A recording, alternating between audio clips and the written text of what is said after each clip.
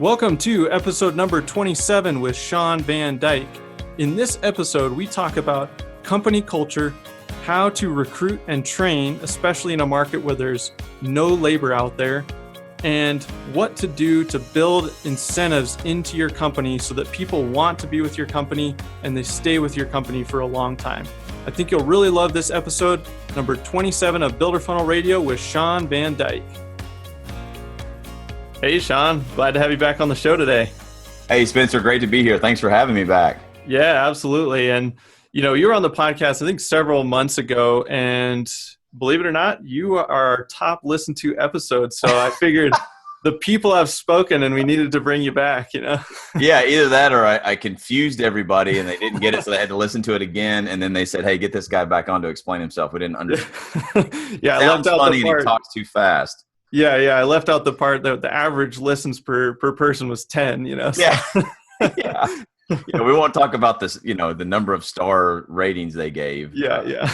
Hey, there's no such thing as bad PR, right? So totally. Here I am again. Yeah, exactly. So, and last time we talked about, lead generation, lead qualification, more on the sales process side. But I thought this time we'd kind of shift gears a little bit. And you actually spoke at PCBC about this topic. And it's probably, for everybody I'm talking to right now, it's their top challenge or it's in their top 2 or 3. And that is labor, the skills gap, that sort of thing. So I thought that would be a pretty good conversation for today. And I kind of wanted to set the stage a little bit. And, is that really the problem? Is the problem that there's a lack of talent out there, or is it something else? Well, I think one thing you have to be careful of is to define the terms. Is there a lack of talent? No, absolutely not.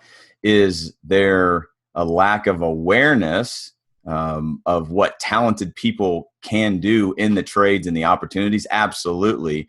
Is there a lack of just quantities, just number of people pursuing careers in the trades? Yeah, there's a huge, that's really where the gap is. But I think that if you look back at any business throughout history, there's just as technology has changed the landscape for everybody, jobs and careers and things change. And I think that in the construction industry, we're just really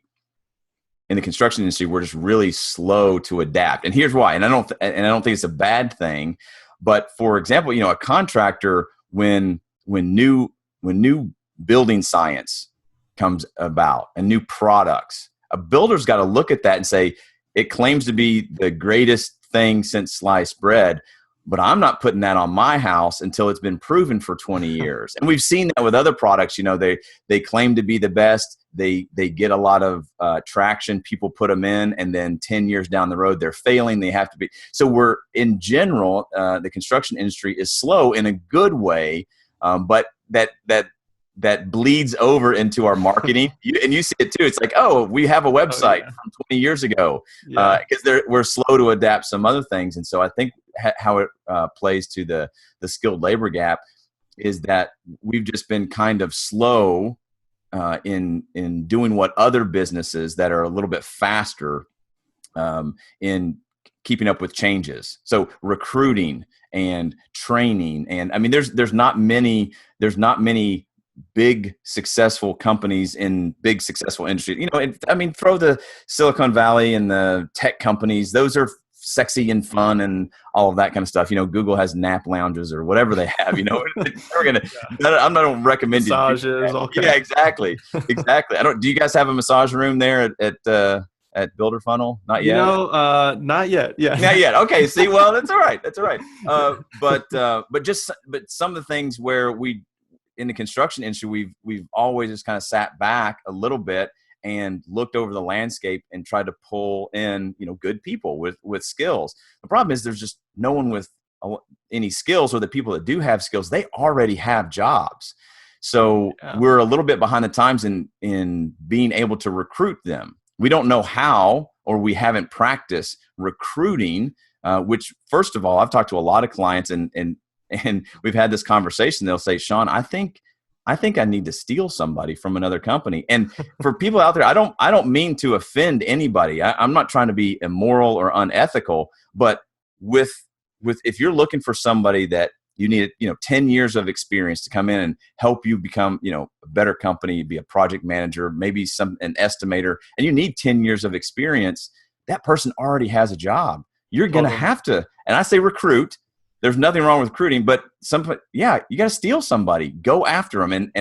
And Gallup publishes a poll. You're probably aware of this for that past, I don't know, I'll get this number wrong, 5 or 10 years. But in general, the Gallup folks that do all the polling, they publish a survey that says 67% of people, and this is in all jobs across the United States, are disengaged from their jobs. Meaning that's huge. That's huge. And I think that again, it's painting with a broad brush, but it also applies to the construction industry. So with that sense, there are people looking.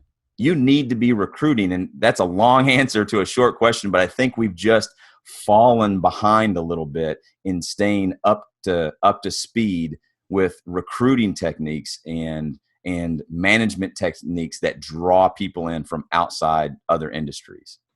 Yeah, I think that's a really good point. I mean, right now we've got pretty low unemployment, and I mean, the construction industry in general is on fire, so everybody's got jobs. And so it seems to me, you've kind of got two paths. One, we're talking about, you can steal or poach or recruit or whatever you want to call it, but they're coming from another job, like you said, or you got to bring somebody on and train them from the ground up, right? So I guess let's talk about the recruiting aspect. I mean, what do we need to do as a business to make us more attractive, or how do we, develop a recruiting process? I guess, how do you start thinking about that? Yeah. So this will be something that I think will speak to you and your audience that's been following you, because they hear this message, just like you would say you want to advertise to your ideal clients. You want to solve your ideal clients' problems. Don't necessarily talk about what you do, right? Talk about the problems that you solve for your clients. So if you're a builder or a remodeler, or maybe you work for, you want to work for developers, you talk about the problem that they have and how your business can solve that problem. It's the same thing with recruiting employees. A lot of employees, and I get into this into the PCBC talk, which is online. If you go through to my website or even findhomebuilding.com, they've got the whole hour-long thing recorded. But what we talk about there is advertising to your ideal employees your company. That means your culture, the path. See, a lot of people will say we're hiring. That's their job ad, or they'll say help wanted. And going back to that Gallup survey, 67%, 2/3 of people are disengaged from their job when they see help wanted or we're hiring. They think, well, hiring is what got me this job that I'm working now that I don't like. So they're probably going to make the switch, maybe for money or something else. But if you advertise what it is that you're offering in a way of solving their problem. So for example, saying, do you want freedom? Do you want flexibility in your schedule? And this you can take this a lot of, use this technique in a lot of different ways. But for some companies that I work for, we went to a 4-day work week. And so we advertise that as one of the benefits. And here in East Tennessee, during certain times of the year, turkey season and deer season, having a 3-day weekend every weekend is very attractive to technicians out in the field, or carpenters, or people. So, and I know it sounds silly, but things like that make a difference. You might not necessarily have to pay somebody more, but when you advertise that they have freedom of flexibility of schedule, or again, every company is a little bit different, but you want to solve their problem. So, and what a lot of people are looking for is freedom, flexibility, obviously money, but you don't have to pay them more. You may, in a market like this where demand is so high, but you may just have to show them the path to more money, meaning give us, get in on the team here and put in 6 months, a year, 2 years, and you can be at this next level. The next level is, pays this much, and you have this, responsibilities or whatever. Show them a path. So you want to advertise solving their problems, because a lot of them are working a job, making some money, and they don't know what's next at their company. If you're the company that can advertise to them a little bit of freedom, a little bit of flexibility, a great culture, a team atmosphere, the right kind of work, and somewhere where they can go, they're going to go home and talk to their families and say, look at all of this stuff. And they'll say, well, what's the money? Well, the money's about the same, or the money is what it is, but look at the potential. And you can't just advertise it. I mean, you got to back it up too. So you're organizationally, you have to be designed to be able to do those things. But I think that's what's missing, and that's where people, especially construction business owners, need to really focus on, because the business owners that will thrive in this, market with the skills gap are going to be the ones that say, you know what, we can't find it, we got to create it, and once we create it, we might as well train the heck out of them. And you're going to be light years ahead, 10 years down the road, when everybody else realizes, like, oh, it's an internal training and recruiting program that makes the difference. And you've already done that for the past 4 or 5 years, and you've got 2 or 3 people, or you've got 10 people through your system. You've got case studies where someone, and I've seen this before, where people are leaving the legal profession or the accounting profession or whatever. They just wanted to get out of the cubicle, and they wanted to get out and, in the field. They wanted to do something else. And 2 years later, they're on their path to project management or something like that. They've learned a skill, and they're so happy. Every construction company has got to have that millennial that they can point to and say, we took this guy or gal that had no idea what the construction industry can offer them, and look after. I mean, you're 24 months away. That's what I would say to companies out there right now. You are 24 months away from changing the way society looks at your business, and having that case study. But it's a lot of work.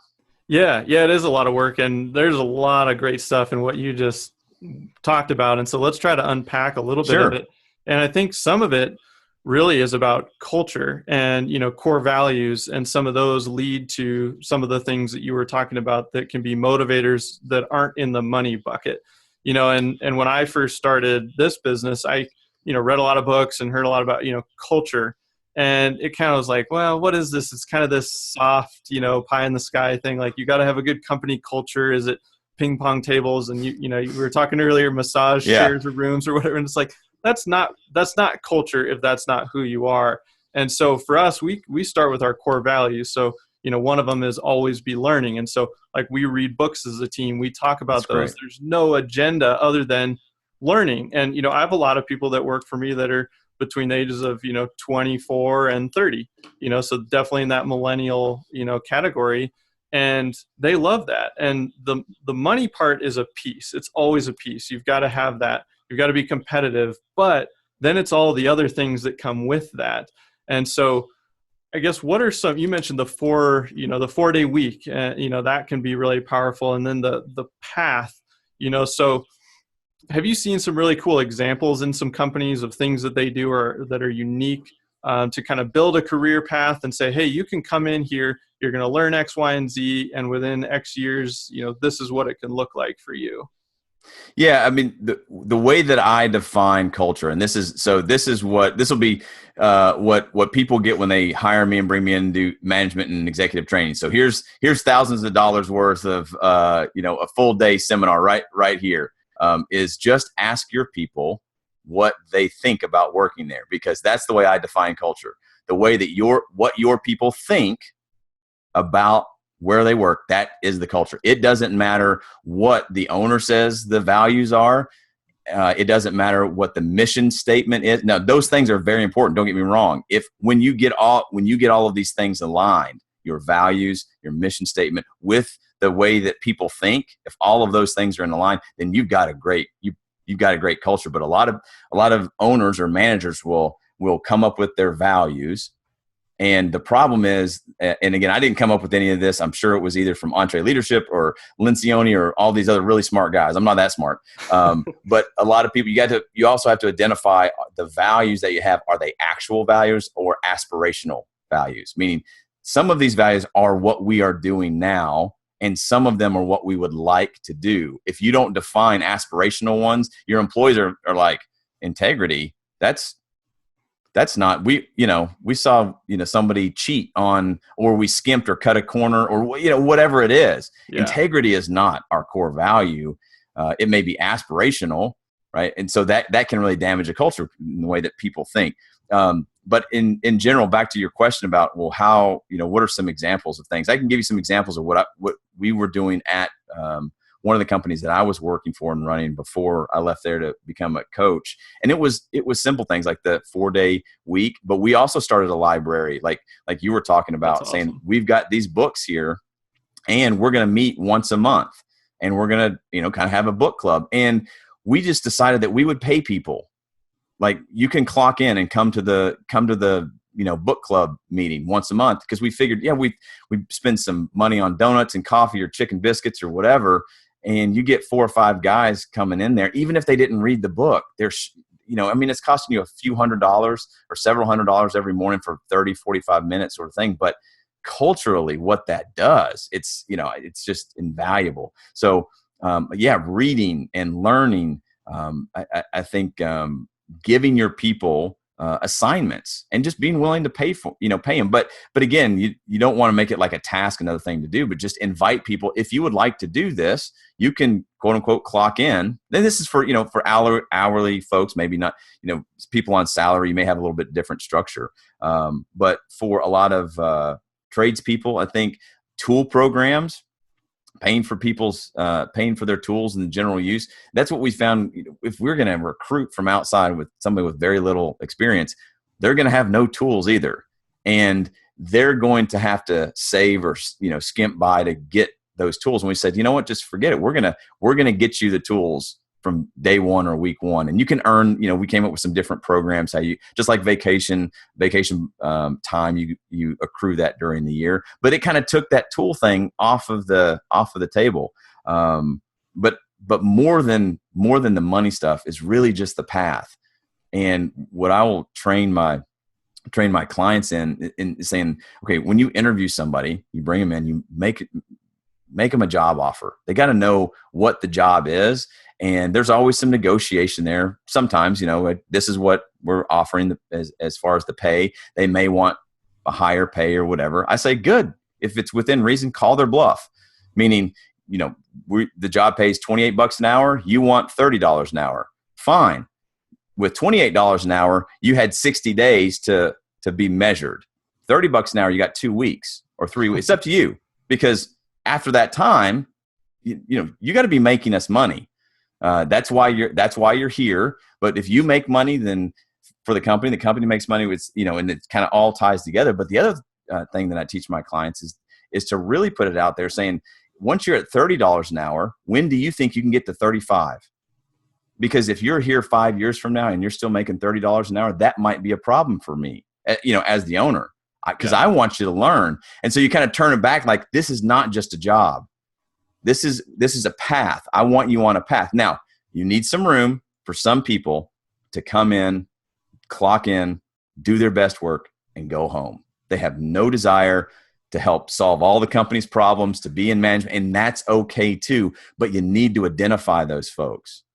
And they're great employees, but if you try to push and you've probably seen this, if you try to push somebody because you want them to do more, but they don't want to do more for themselves, you kind of damage the relationship there a little bit. You're disappointed in them, where if you say, hey, they're just here to do their best work 8 hours a day, 9 hours a day, and go home, they've got other stuff to do. That's okay too. But it all gets back to the culture and what people think of where they're at in that job. And I don't want to say you want to control what they think, but you want to make sure you understand what they think, so that everybody's thinking the same thing. And that's where your culture lies, is in how everybody's thinking.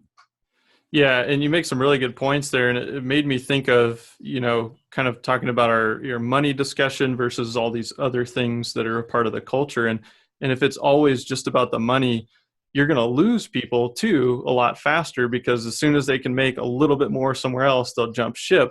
Whereas if you've got these other things that, frankly, they are intangible, and some things you can point to them and say, hey, look back 3 years, how much do you think you've learned? But you can't necessarily say you're going to learn, X, in terms of your knowledge is going to go up, or you're going to grow, this amount. Some of it's on them to do. But I think if you have those other opportunities and people are a part of that, they kind of go, oh yeah, I could jump over here for a little bit more money.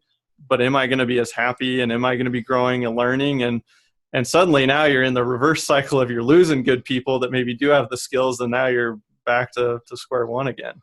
Yeah, I think that if you can teach your employees at any level, I don't care what level they're at, from executive down to entry level, everybody needs to know how the business runs, like how a business runs, how your business runs, and how your business makes a dollar. Because when they are, let's say, recruited or they're poached or whatever, and someone offers them more money, if they know the questions to ask about culture, about business, about net profit, about what the path is, you'll find people that say, yeah, I got offered $10,000 more a year to go over there. But once I talk to them, and people are going to talk, that's just what they're going to do. Totally. You need to, if you educate them on how a business runs, they're not only going to make better decisions for your business and make you more money while they're there, but also if someone else approaches them and offers them more, you may train them to interview the other person or the other company and realize,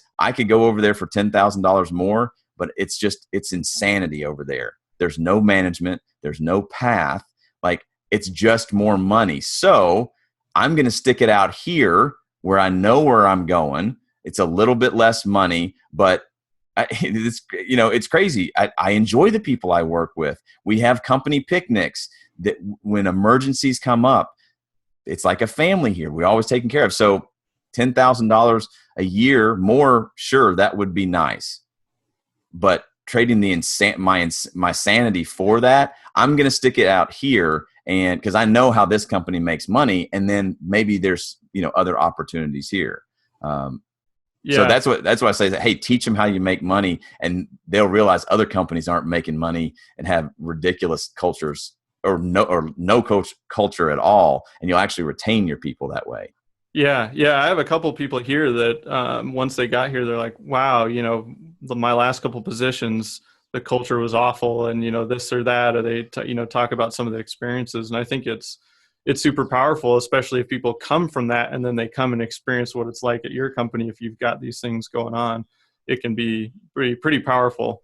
And it made me think of this book. I've just started reading it.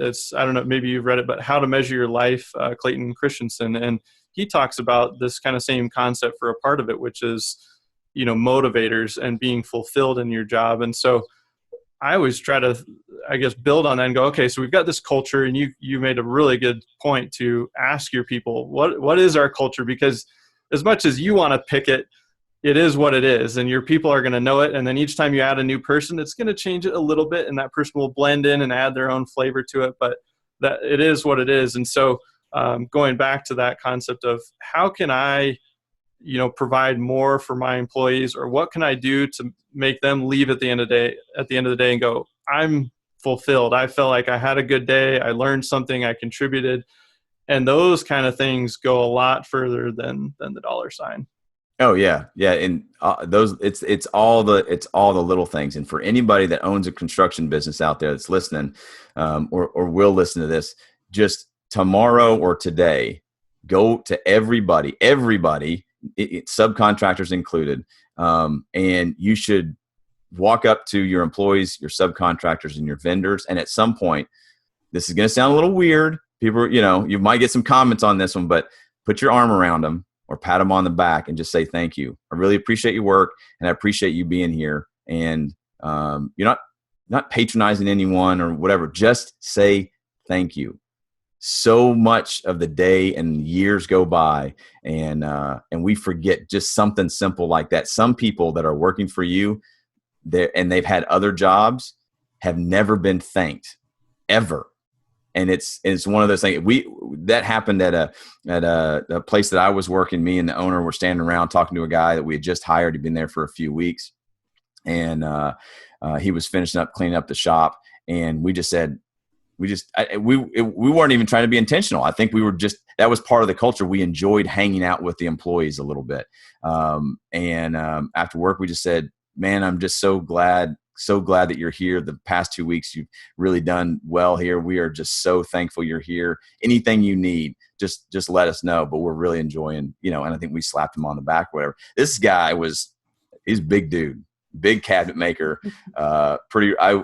This guy, anyway, typical rough guy who's into heavy metal and, but man, what a craftsman. And this guy almost started crying because he said in 16 years he's been working construction or in this industry. He said no one's ever thanked him for doing his job. And I was just like, oh man, we need to get around to everybody and tell them thank you, And that was huge to me because I just realized, man, it's sometimes you will have to pay people more if you never thank them. If you thank them and show gratitude toward them, that's going to save you a lot of money. Now, you shouldn't do it for that reason. You should do it because it's the right thing to do. And these people are giving you their lives and in exchange, but you want to stay and run a lean, efficient company. Just thank your people and love on them a little bit. Man, Shawn, that's awesome. I was getting goosebumps a little bit just because I know how powerful that is. And I feel like as an owner, or you're in a position where you're hiring, get over yourself. Like, yes, you're paying them to do the job, but you should thank them and, take those steps, if they're doing some great work for you. And it's not just, oh, well, I'm paying them. They should be doing that anyway, or they should be cleaning up all the way or whatever that is. So that's an awesome, awesome story. And I want to shift gears a little bit, make sure we have time to talk about the training aspects. We've talked a little bit about recruiting and culture, but then I think a lot of people might be hearing this and saying, okay, maybe I can't recruit or, I'm not trying to do that. I need to bring people in kind of at the bottom or entry level, but I still need them to have some skills 1 year, 2 years, and there's nobody out there. I guess how would you counteract that in terms of, hey, it's worth it to do the training in-house and learn how to build that program into your entire system, your hiring system? Yeah, I mean, I think you're going to pay for it either way, whether you get someone with limited experience or no experience at an entry level and have to just put the time, and time is money. You're going to put money into that person and getting them up to where you need them to be.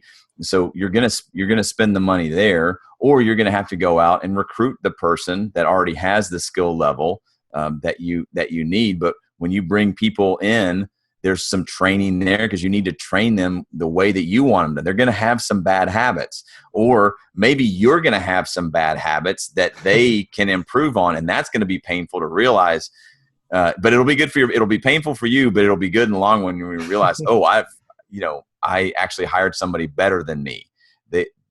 And now I've got to change. And that's going to cost you a little bit of time and money as well. So you're going to pay for it either way. You get a low wage worker that you have to put a lot of money into to train, and you can train them up and get them where you need them to be in your culture and the way that you like stuff done. Or you get an old dog, and I'm saying that like me, like anybody with 10 years experience is going to bring in their own habits and their own way of doing it. It's not necessarily wrong, but you're going to have to train them as well, but you're going to pay them more. So I don't know exactly the economics of it, but either way, you're going to spend money.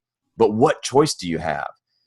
You're losing money by not being able to do more projects or better projects without more people. And I've trained on growing and scaling before you're ready is not profitable. That's not what I'm saying either. But right now, there's a lot of people that are leaving a lot of work and a lot of money on the table just because they're caught in between. Well, I can't hire because this guy or gal has no skills. I can't find anybody. And then I can't afford to hire somebody or recruit them with 10 years experience. I mean, I gotta pay them more than I pay myself.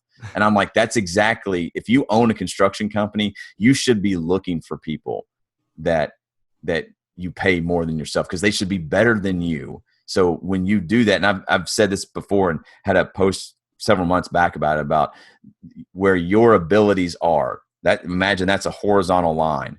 If you hire below that line, you get some help, meaning entry level people, your abilities and below people, you hire people and they'll help you. If you hire above the line, meaning people with more skills than you get freedom. And with that freedom, you can have time to run a better business. And I mean that, and I'm speaking to a lot of construction business owners was saying, well, I've been doing construction for 20 years and I haven't met a lot of guys or gals that know more than me technically. And then I'll also talk to them. I said, yeah, but are you doing your own website? Are you doing your social media? Are you doing your own books? That's hiring above your, because your line for doing your own books is very, very low. You got to hire that, They automatically go to the technical aspect of it. But even then, like, could you imagine if you could, come up with $100,000? I know it's crazy, but bring somebody in that would just run the business, that can run a construction business. And then you can focus on staying in the field and doing the technical training. If you were relieved of running the business, that doesn't mean you don't get to be the owner. That doesn't mean that you can't influence the direction or whatever. But, and I know it's a big step, but if guys and gals, business owners will just step back and imagine that for a minute, then that starts to kind of free up some mental space, and you start making a little bit different decisions, and some of that fear about bringing that person on can go away. But that's what it's about. You're going to spend some money, and what better time than now when the demand is so high and there's so much work out there. Totally. Yeah. And I mean, in some ways it may play to your advantage, bringing them in and training them your way, rather than you mentioned having to retrain some habits. Mm-hmm. Sometimes that's harder. I've tried to break habits in my personal life, and I know that's a lot of work. You got to grind through that to undo some stuff. And so in some ways you can start clean slate and say, hey, I'm going to teach you the best way to do this. And when you get 5 years down the road, like, you're going to have grown into this position or that position. And yeah, in some ways it may pay off. But yeah, in terms of the dollars, I like your comment, which is you're going to pay for it one way or the other. And whether you pay a little bit more on one side of that or the other, is probably too detailed to math it out today. Yeah. But the other thing, getting back to the culture thing, is like, if you're a small company and you're working on training your existing people, again, about the culture and the way that they think. When you bring other people in, you got to remember, you don't have to train them. Your other people will in certain aspects. Why do we do things here? Why do you do it this way? We do it this way because of this. And it's because you, as the owner, trained your existing employees as to the back to the values and the mission and the culture. You need to teach that. See, that's why it's so important to teach the mission, the values, and develop that culture, so that you don't have to, as the owner of the business, you don't have to train everybody that comes in. You provide the vision for them. You cast that big vision, provide the path that they're going to go on, and then let your people, the ones that they're going to be working with day to day, they'll train, they'll learn by osmosis. And when they ask that question, why do we do this? Your people will be able to tell them, because you've trained them. No one has the time to train everybody all the time. That's why I'm saying, start training your existing people now. Yeah. When you bring in new people, there's a portion of it as you're still a small company, but eventually it's your employees, it's the other people that'll be training everybody new. And I don't care if you're brought in as a manager or an executive. At certain companies, I've seen the entry level people being able to train the executives. And it's, simple stuff like, let me show you how we organize the stock room, right? The executive is in charge of finding inefficiencies and all that kind of stuff. But he's going to go to the guy that organizes and sweeps up and cleans the stock room to learn from him. And so there's an opportunity there for the entry level person to train. But the entry level person's got to know, hey, this is part of your job. When anybody asks you about this realm within your job, it's your responsibility to train them. And it's just, that's got to be, like, I like what you said, continuing learning. I think that should be that would be one of those aspirational values that people hear and they say, oh, we're continuing learning. Unless you're reading books and having your people report on them and talk about them. But I think that's a great one. That's a great one. Yeah. And, I actually just had to learn this lesson of what you just went through recently. I had been training everybody that was coming into our company, and I recently passed that off to somebody else who had just kind of taken it on. They're like, hey, I don't mind chipping in, helping train people. And they actually got, a promotion, and they're still doing their same job they were doing, but they're also now our new employee success manager. And so that somebody new comes on board and they run them through the system, and guess what? They're doing a much better job than I was doing, because they're all into it and they're spending more time, and the skill set is stronger, So I think you make some really good points there, which is, hey, you can, build the systems, get your process in place. Like, everybody needs to know how you do things. You got to start there, but then after that, let it go. And man, that was so freeing on the last hire that we made. It was amazing. Yeah. Yeah, and now you've got time to spend in the massage room, right, and the coffee bar and all the other cool things that Builder Funnel has to offer its employees. Yeah, absolutely. Yeah, we're getting that massage chair in today, so I'm looking forward to that. Yeah. Hey, Shawn, this has been super awesome. I think there's a ton of takeaways from today. I'm probably going to have to go back and listen to it and debrief for everybody. But I got one last question for you. But before we close, how can people connect with you, find you online? I don't know if you have some call to action, but, what's the best way to connect? Yeah, they can check out my website, ShawnVanDyke.com. That's SHAWN, Van Dyke, VANDYKE at .com. And got a couple of free resources there, the paperwork punch list. So go to ShawnVanDyke.com/the paperwork punch list, 28 days to help you streamline your construction business. And then also you can follow me on Instagram at Shawn Van Dyke. And then I also have a book coming out, hopefully, fingers crossed. That'll be in November. That's Profit First for Contractors. And that I've got an Instagram account. There's not much there yet. I'm building a lot of the content for that, but they can follow me over there as it relates to that book at Profit First Contractor. And that's on Instagram. There'll be a website and some other things with that, but that's about it. And if they want to, get on the phone and talk to me, then they can check out ShawnVanDyke.com/apply and fill out a form. And if they qualify, then we could spend some time talking about their business. Perfect. Yeah, and I'll make sure that I link those up in the show notes so people can get to the Instagram. And then when you release your book, just let me know, and I'll make sure to get that out to everybody as well. But as we wrap for today, if you could leave our listeners with one piece of advice as it pertains to what we've talked about today in terms of solving the skills gap or recruiting or training, what would that be? Oh man, I think you had brought it up earlier, which is just such a great point. It's really start doing the small things for your existing people. And if you're starting out and you're bringing on new people, just start doing the small things, showing appreciation, showing gratitude, saying thank you, a $25 gift card here or there. I know it sounds cheesy, but I'm telling you, it's those small things that build a culture and build loyalty with your folks. And that's what you're going to need over the long term. If you want to make sure that you don't have a skills gap in your own business, is you need to build some loyalty. And the way to do that is just to show appreciation to people that are crazy enough to come and work for you. So that's why I've always been impressed whenever someone agreed to take a job with me. I'm like, man, I'm thankful you're coming to work for a crazy man. And I really, really appreciate that. So I think it's just the small things and showing appreciation. Yeah, I love it. That's awesome. And Shawn, always a pleasure talking to you. And thanks again for coming on the show. Hey, thank you, Spencer. Anytime. Hey guys, I hope you enjoyed today's episode with Shawn Van Dyke. Before you go, let's talk action items.